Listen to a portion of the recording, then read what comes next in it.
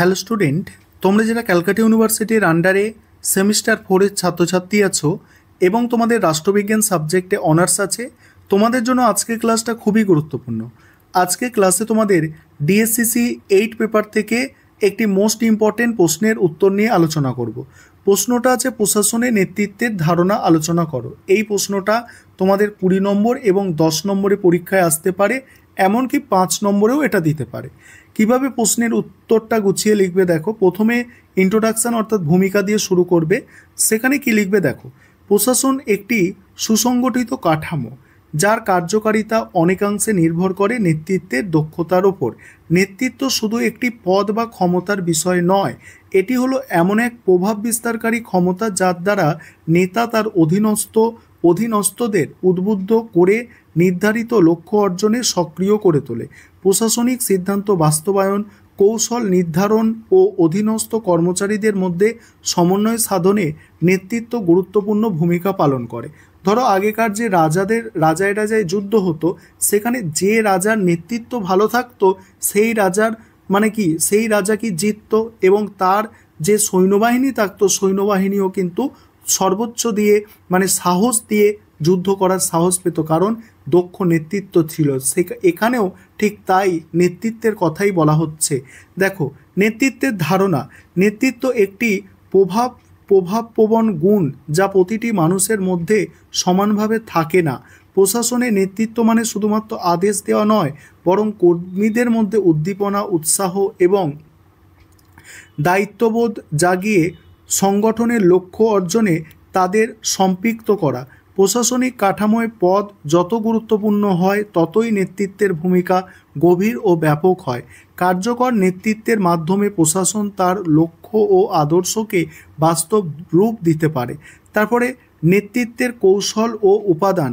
প্রশাসনে নেতৃত্ব বাস্তবায়নের জন্য বিভিন্ন কৌশল ব্যবহার করা হয়, যেমন পুরস্কার প্রদানের মাধ্যমে উৎসাহ প্রদান, তারপরে দেখো শাস্তিমূলক ব্যবস্থার মাধ্যমে শৃঙ্খলা রক্ষা, বৈধ প্রশাসনিক ক্ষমতার ব্যবহার, কার্যের যুক্তিসঙ্গত ব্যাখ্যার মাধ্যমে প্রভাব বিস্তার, বিশেষজ্ঞ জ্ঞান ও দক্ষতার মাধ্যমে কর্মীদের প্রেরণা জাগানো। তারপরে কি বলা হচ্ছে দেখো, ফিলিপস সেলজিক এই প্রসঙ্গে বলেছেন, প্রকৃত নেতা সেই ব্যক্তি যিনি প্রশাসনিক দক্ষতা ও সৃজনশীলতা দিয়ে বাহ্যিক ও অভ্যন্তরীণ চাহিদার মধ্যে ভারসাম্য রক্ষা করতে পারে। তার মতে সংগঠনের উদ্দেশ্য ও নীতিকে সামাজিক চাহিদার সাথে সামঞ্জস্যপূর্ণ করে তোলাই নেতৃত্বের প্রধান কাজ। তারপরে কি বলা হচ্ছে দেখো, সেলজুইকের মতে নেতৃত্বের 4টি মূল দায়িত্ব আছে। এক হচ্ছে বাহ্যিক ও অভ্যন্তরীণ চাহিদার মধ্যে সামঞ্জস্য স্থাপন করা। 2 হচ্ছে সংগঠনের সামাজিক উপযোগিতা স্থাপনের কৌশল নির্ধারণ করা।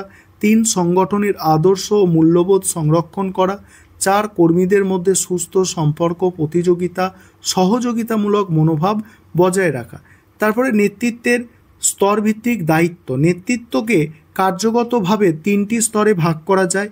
বাকি অংশটুকু আলোচনা করব, তার আগে একটা বিষয় তোমাদের বলার আছে। তোমরা যারা পেড ব্যাচে অ্যাডমিশন নিতে ইচ্ছুক আছো, নিচে যে নম্বর দেখতে পাচ্ছ এই নম্বরে যোগাযোগ করে পেড ব্যাচে অ্যাডমিশন নিতে পারো। তবে আমাদের 4 সেমিস্টারে অ্যাডমিশন নেওয়া যাবে না। এই সেমিস্টারে তোমরা নোট পারচেস করে পড়তে পারো।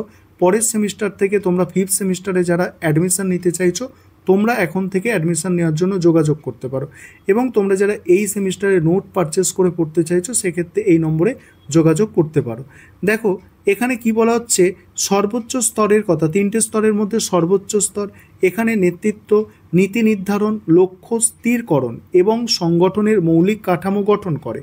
মধ্যবর্তী স্তরে কি করে, এই স্তরে নেতৃত্ব সংগঠনের নীতি বাস্তবায়ন করে এবং ক্ষেত্রভিত্তিক সমস্যা সমাধানের উদ্যোগী হয়। আর একদম সর্বনিম্ন স্তরে কি হয়, এখানে কর্মসূচির বাস্তব প্রয়োগ ও লক্ষ্যের বিচারে বাস্তবায়ন করা হয়। ঠিক আছে,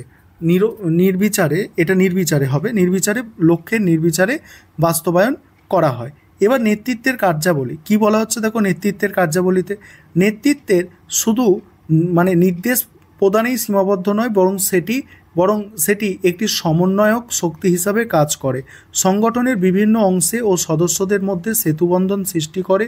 নেতা একটি গতিশীল ও সংগঠিত প্রশাসনিক পরিবেশ সৃষ্টি করে। এই প্রেক্ষাপটে নেতৃত্বকে 4টি গুরুত্বপূর্ণ কাজ করতে হয়। 1 নম্বর হচ্ছে সংগঠনের বিভিন্ন সদস্যদের মধ্যে সংযোগ স্থাপন ও সম্পর্ক রক্ষা।